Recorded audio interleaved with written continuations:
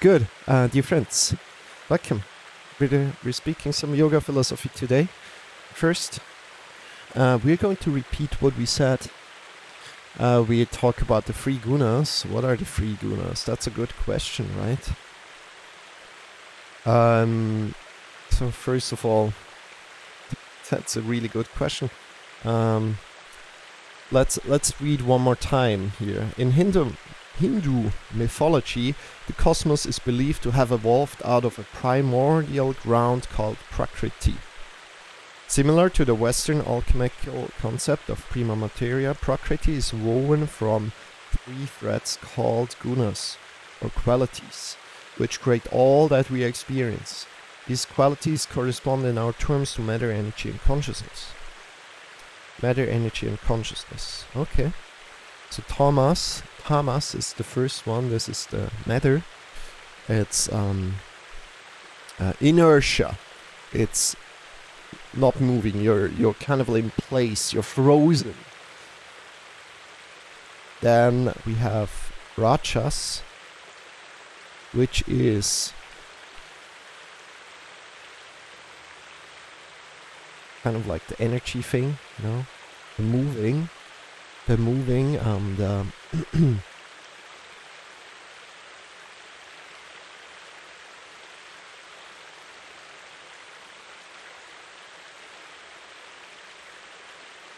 force, the motion, the overcoming of inertia. And already there's poles. You already see, oh, there are poles. But now it's the interesting thing. There comes the third thing in there. And it kind of like creates a balance between three things instead of just two.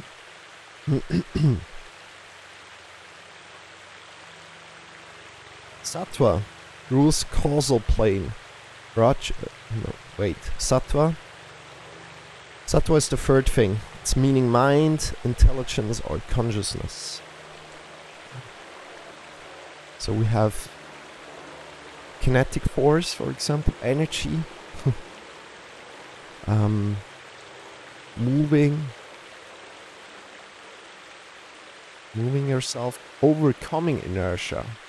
This is rajas. Then we have tamas, which is inertia, being in place, you know, feeling grounded, feeling your matter in one way. And then sattva, consciousness, the mind, being aware, you know, these three things, and they are called prakriti. And then, of course, the question is, what is prakriti again? Prakriti is again primordial ground, and it's nature and materiality. And Prakriti is one of the Tattvas, one of 36 Tattvas. And I could put it up quickly on my side, but I think I decide to not to do it right now. Or maybe it would help. We quickly put it up again, the thing. I mean, I made it for something. And you know, the thing is, when we learn about certain concepts, you don't know where they belong at first, right? You need to make your map, okay, what is this? What is he talking about? This doesn't make any sense. And of course it doesn't make any sense, because you don't know where the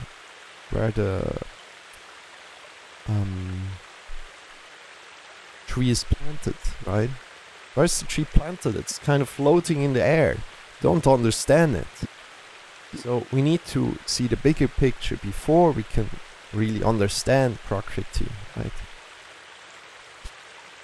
So the question comes up, okay, what are Tattvas? And as Prakriti is a Tattva, right? And Tattvas are principles of reality. So it's almost like a way, or some glasses you can put on to see reality in a different way. For example, or to understand reality in a different way, or maybe to learn something new about reality. Or, yeah. But you don't need to put them on, you know, you decide. Good. So, yeah, let's look at it quick. The last time we were doing the Maya thing, so we were looking at the Maya thing and the limitations.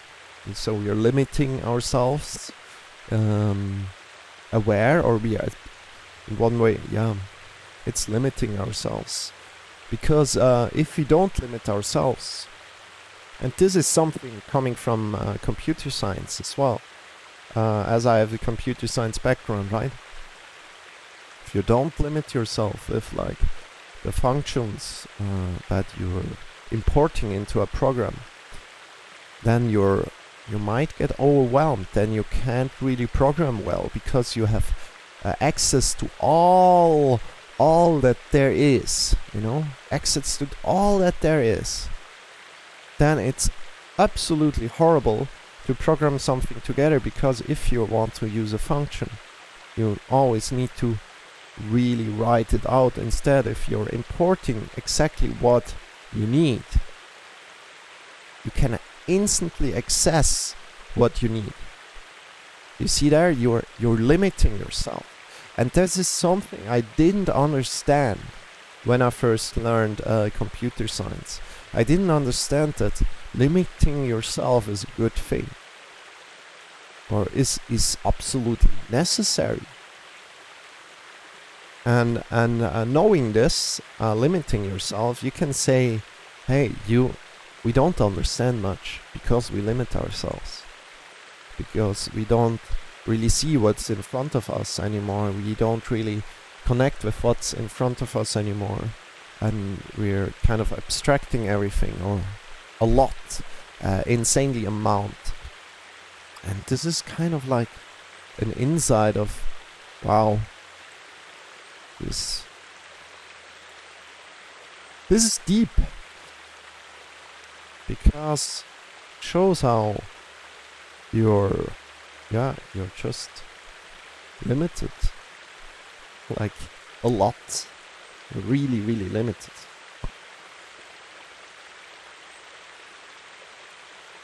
No matter what you do, and it really takes a toll on you to say, hey, you know what, I want to get behind this, I want to get behind this, I want to get behind this, I want to understand something, you know.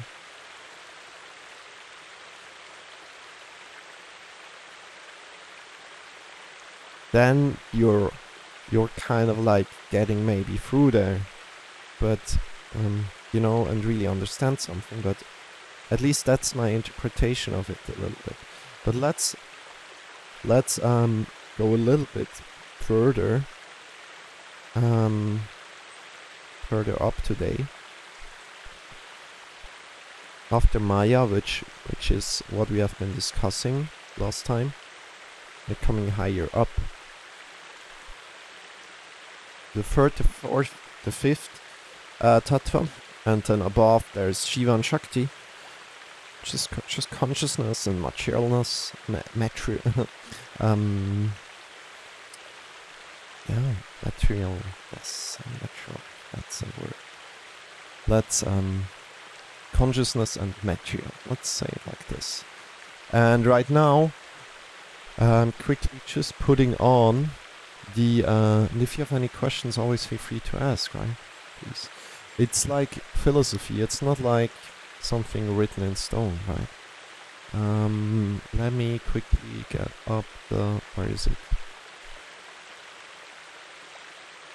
Here.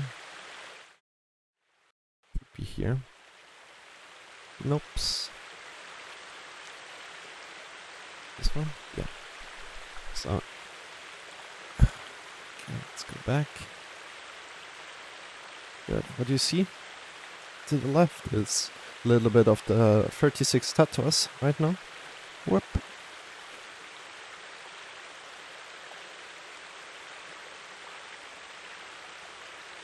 So again, we've been speaking about Prakriti, because there are the three gunas in there. And the three gunas, they belong also to the Ayurvedic system,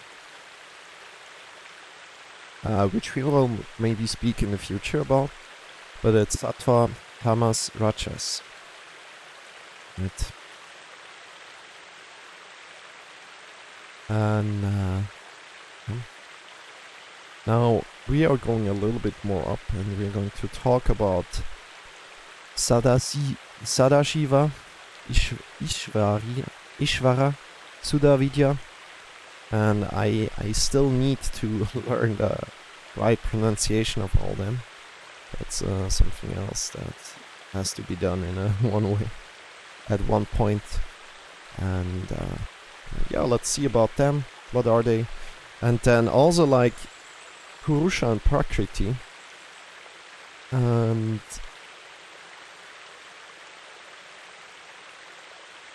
again, Purusha is like we're limiting our consciousness to ourselves. Meanwhile, then Shiva is like one consciousness. There's one consciousness in the world, you know, or in the universe. And Prakriti is more like again, nature around us, principles of reality. Three gunas. No, not principles of reality. The Tattvas are principles of reality. The three gunas are there to describe nature and materiality. That's the Prakriti thing. The things that are in balance, Tamas, Rajas, Sattva, maybe are in balance or are off balance, you know. That's still a little bit hard to grasp for me, and also, yeah, to explain. But yeah, we have the Maya. Again, there's the limitation in there, and this is the 7th, the 8th, the 9th, the 10th, the 11th, and put together the Maya, the 6th Tattva. And now we're going to the 5th, the 4th, the 3rd. Let's read about it. Good. And maybe we figure out something new there. And afterwards, we're putting everything together again in the end. Let's see.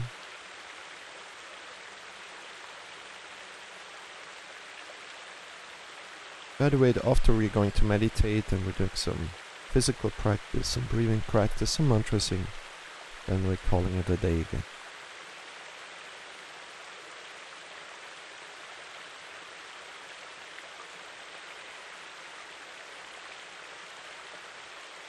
Okay, where is it?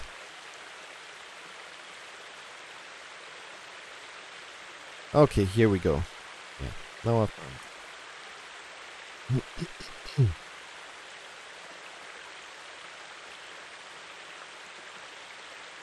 Shall we read one more time the Maya thing? So let's go with the Maya thing first.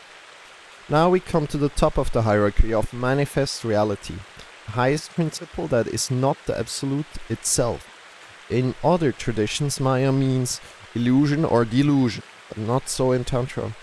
Maya is rather the world source, the divine's power to project itself into manifestation. It is also the power of differentiation, by which the one appears as many. Maya is not given a negative valuation in the Tantra, even though it does, in a sense, delude us into seeing duality where there is only unity. For seeing dualistically is a necessary part of the process of self-exploration that the divine has freely chosen by manifesting as the universe in the first place. Maya is the power the divine uses. Okay, I never saw that way.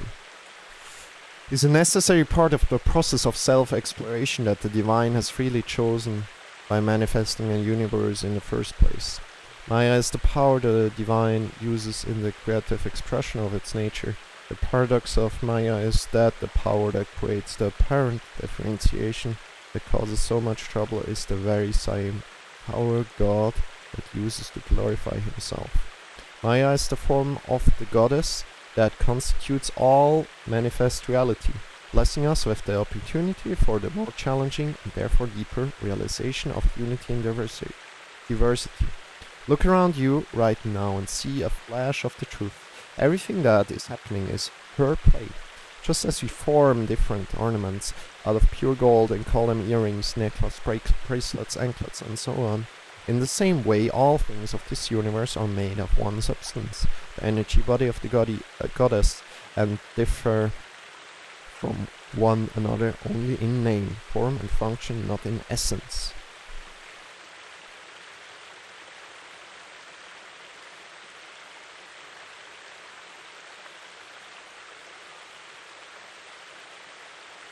Okay. Realization of unity in diversity. So manifestation again. That's my good. You see it on the left, right, where it is a little bit, so you get a little bit of a feeling of it. What you see on the left is like the 36 Tattvas, right? And yeah.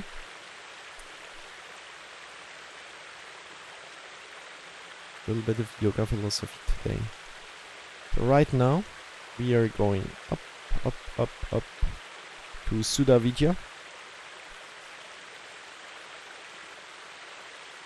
But something else there between, and I don't know where this belongs. There's something called Tattvas, the pure universe. The so-called pure universe, comprising the top 5 Tattvas, is not a place. It is the divine reality that pervades the whole of the manifest universe. The top 5 Tattvas are essentially a description of the divine. Though divided into 5 levels, they are all aspects of the divine and are referred to as phases of God's awareness. The differences between them are differences of perspectives and emphasis. To reach any of the 5 Tattvas of the pure universe is to attain complete liberation and awakening. To reach any of the 5 Tattvas of the pure universe is to attain complete liberation and awakening. Interesting, right? Good. Pure mantra wisdom, Sudha Vidya. The level of pure wisdom is also the level of mantra, because besides meaning wisdom, Vidya is also the feminine word for mantra. The wisdom spoken of here is not any type of intellectual knowledge, but rather the various phases of Shiva Shakti's self-awareness expressed in the form of the 70 million mantras. All the mantras that have ever existed or will ever exist for the tantric tradition, mantras are actually conscious beings, analogous to angels in the Western religions. Someone who attains liberation on the level of Tattva number 5 becomes a mantra being.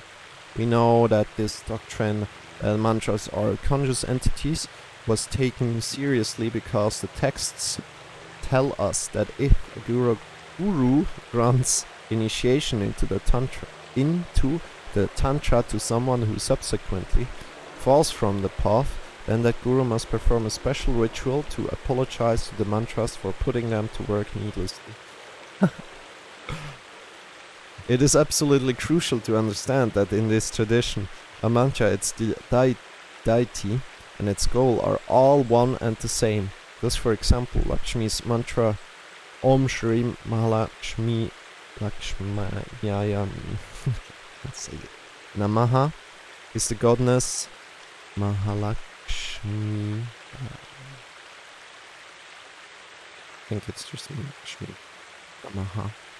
Om Shrim Mahalakshmi Namaha is the goddess Lakshmi in sound form.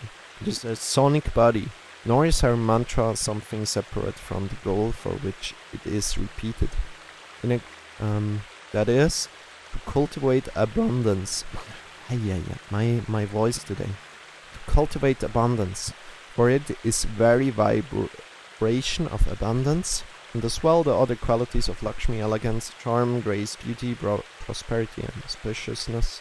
So all the various deities of Indian spirituality exists on the level of the Sudavidya Tattvas as phases of divine awareness, the many facets, if you will, of the one jewel, phases of Shiva Shakti's awareness of herself. Further, there are countless mantra beings in the Sudavidya level that do not correspond to known Indian deities. Perhaps we can suppose that the deities of all spiritual traditions exist on the level, insofar as they can be understood as having vibrational forms.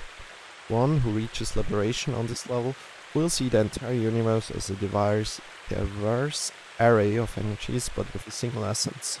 She sees no static matter, experiencing everything as interacting with patterns of vibration. The wonder of that which she sees takes precedence over her eye sense, though there is unity between them. I am this, idam ihvaham. The divine power that corresponds to this level is Kriya Shakti, the power of action. This is because the primary characteristic of mantras is that they are agents of transformative change. That is, action. Okay. It's a little bit difficult. But again, so mantras are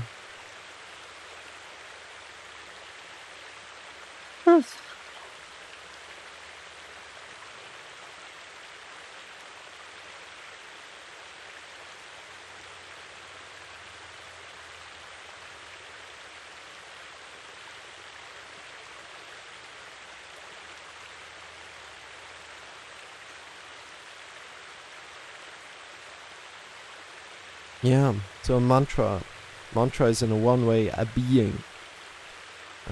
As abstract as that sounds. So you're repeating a sonic body. It sounds fun, right? Sound form, a being in sound form.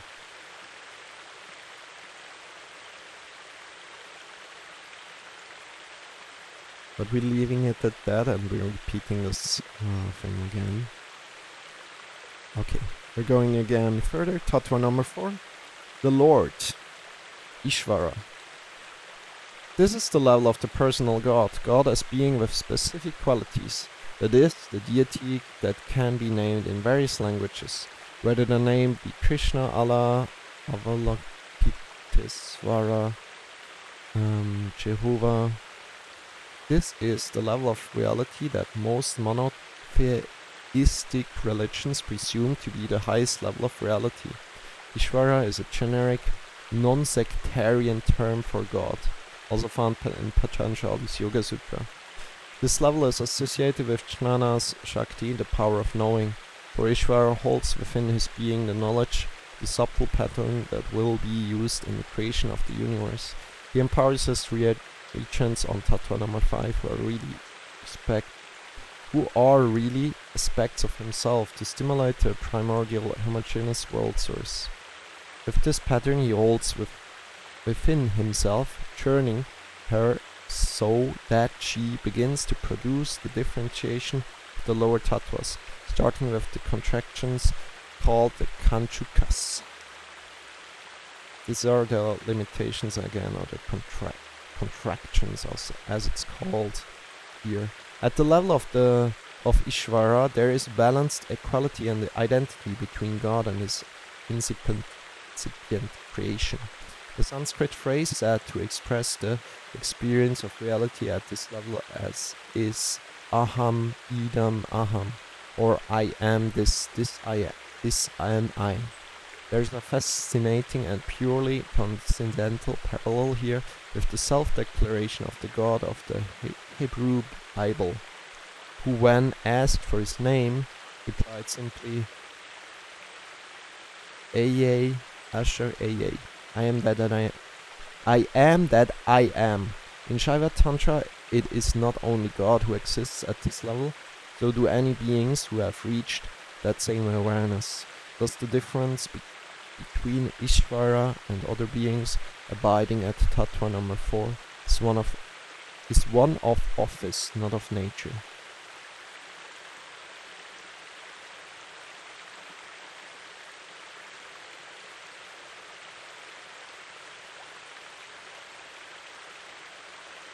I don't understand it.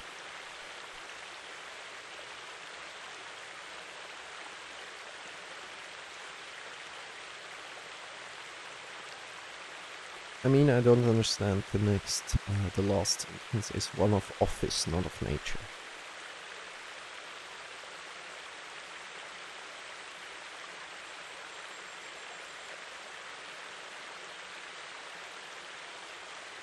Okay, let's look it up.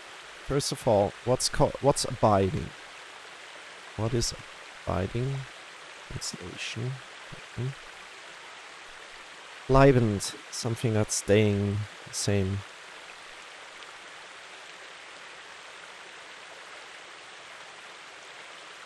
One of office.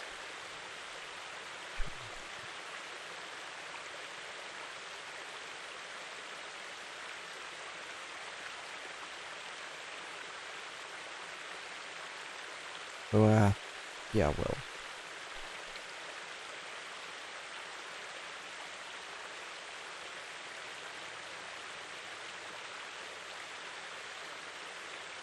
So that's the difference between Ishvara and other beings.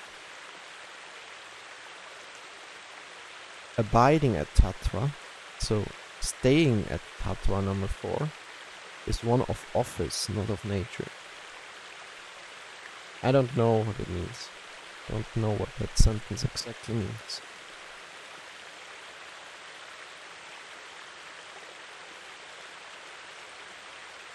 So, Tattva number 3, we're going on right now. But again, Tattva number 4 is like, it is not only God who exists at this level, so do any beings who have reached that same awareness. So, realizing the divine within yourself in one way, right? Maybe could be said like that. My opinion.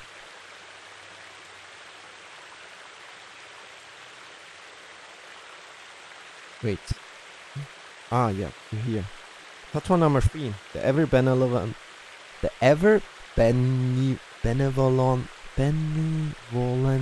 one. Benevolent? No, benevolent. Benevolent. The ever-benevolent one. Sometimes can't speak English. The ever-benevolent one. Today is such a day. It's okay. Sada Shiva. The word God is no longer applicable at this level, for this level transcends any form of a deity with identifiable names or attributes. This is the level on which only the slightest subtle differentiation has just begun to emerge between the absolute deity and the idea of the universe. The universe that he will create out of him herself. When I say just begun to emerge, I mean the top-down perspective, not the bottom-up perspective. Thus, it is a level of Icha Shakti, the divine willpower, the creative urge or primal impulse towards self-expression. The Sanskrit phrase to express the experience of reality at this level is ahamidam. I'm this, or this incipient totality of is my own self, where there is identity between the divine and the embryonic universe held within it. The sense of I has clear priority here, wholly enveloping the this, so all beings attain unity consciousness with emphasis on the I whole abide at this level. The Sadashiva Tattva is the first movement into differentiation. From the top-down perspective, for at the level of Tattvas number 1 and 2, there is absolute non-duality. Abhinava Gupta tells us that the divine at this level is called Sada Shiva, eternally Shiva, to remind us that even as a universe begins to come into being through the power of the will, the Absolute loses none of its divinity in that process. It is still Shiva, which of course also means still a blessing. Sadashiva, historically, Sadashiva is also still a blessing. Sadashiva. Okay. Sometimes I read kind of like there's no points. It's so strange. Need to watch of all the points right now. Historically, Sadashiva is also the name of the high deity of one form of the Shaiva Tantra, a form that was later surpassed by the worship of the conjoined and co-equal pair of Shiva Shakti.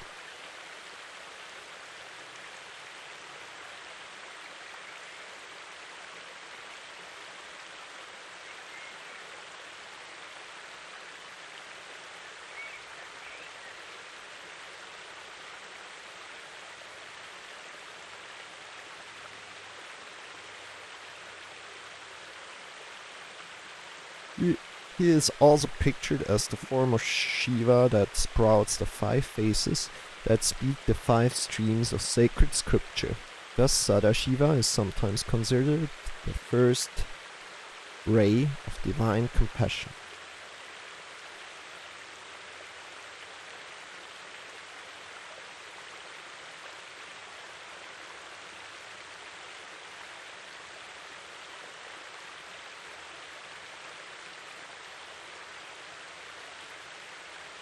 Tattva number 2, power, the goddess, Shakti.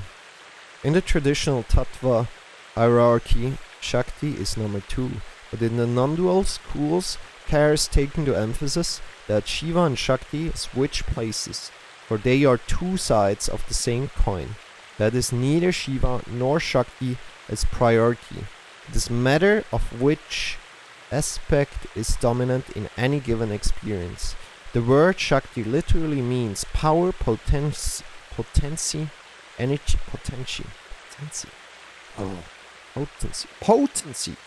Power, potency, energy, capacity, capability. In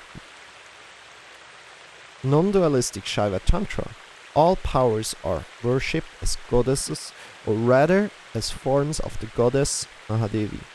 Shakti can no more be separated from Shiva than heat can be separated from fire.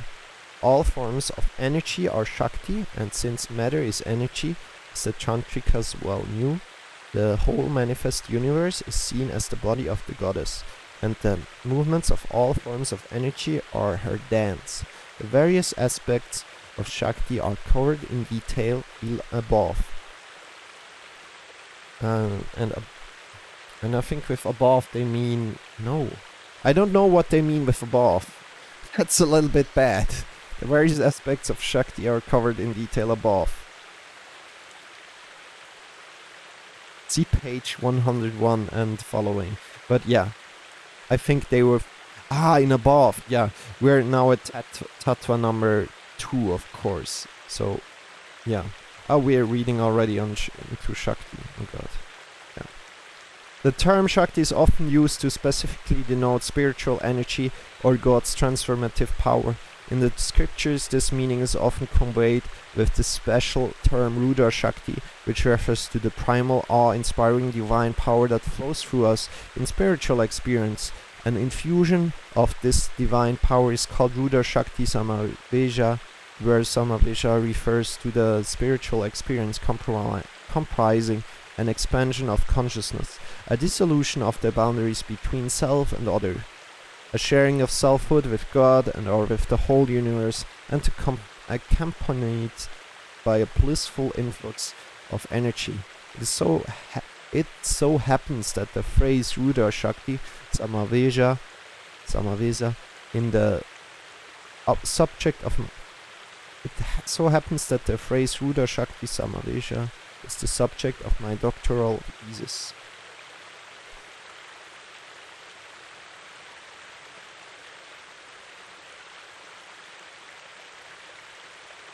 Tattva number 1, the benevolent one, Shiva.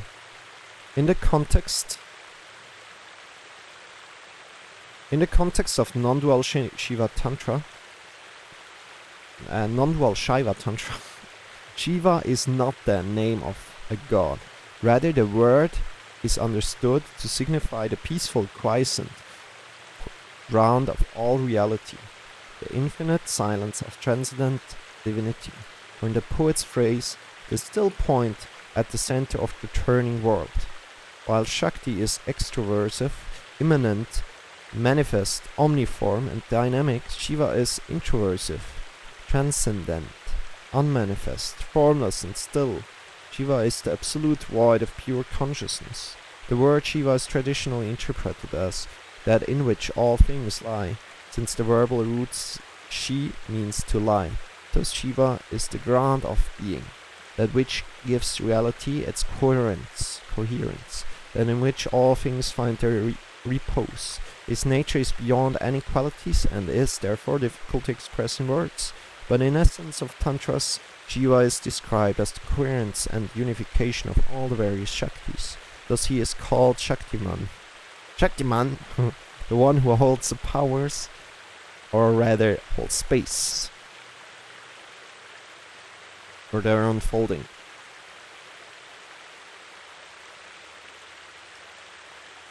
Yeah, but we're not going to go any further right now. So we're just going up the ladder a little bit, but also we want to go back down a bit. We only looked at Prakriti and Purusha, right? We only looked at Prakriti and Purusha so far. And now we're coming more to the bigger picture of like, oh yeah,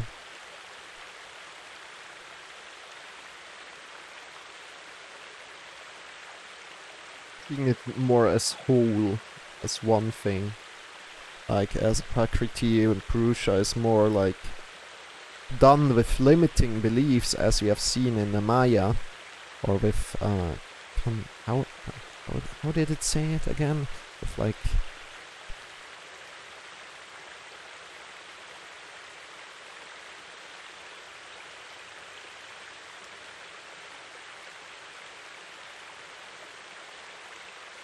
with contraction, yeah, with contraction.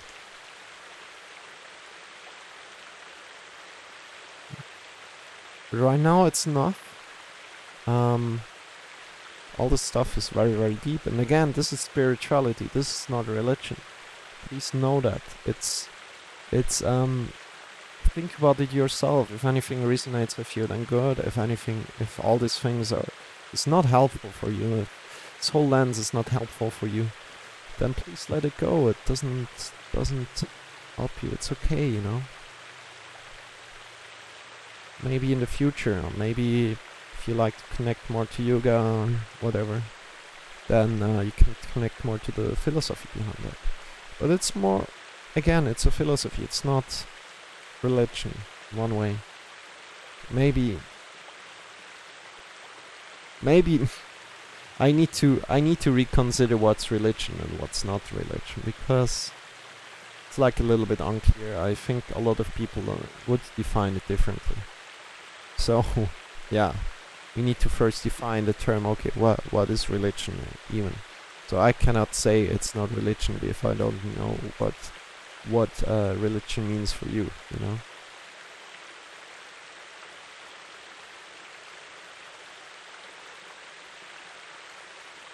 Or how religion is defined. By not prior defining the religion, I can't say it's not religion. That's the thing, right? It's a little bit strange. But from my point of view, religion is something that imposes a viewpoint, that pushes out the viewpoint and says, this is how it is. If you don't accept it, go fuck yourself. That's what I think.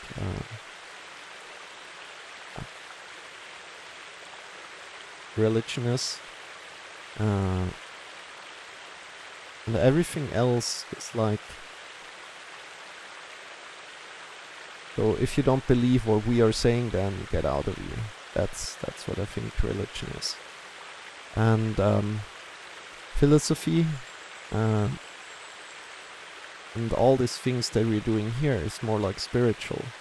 You see if it's resonating for you, you see if it's helpful for you. If not, just leave it be and go your way, you know.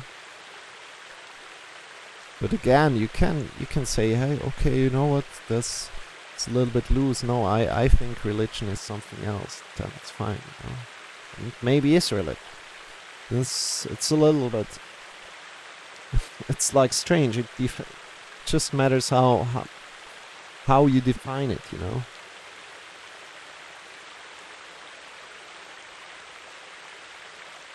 But all these things here, it's philosophy that should support you in one way or another. By having another pair of glasses that you can put on to see the world in a different way, to see the world in a different way. Yeah. But right now we're going to meditate. If you'd like to join in, we're going to meditate for 30 minutes. Let me quickly get my clock and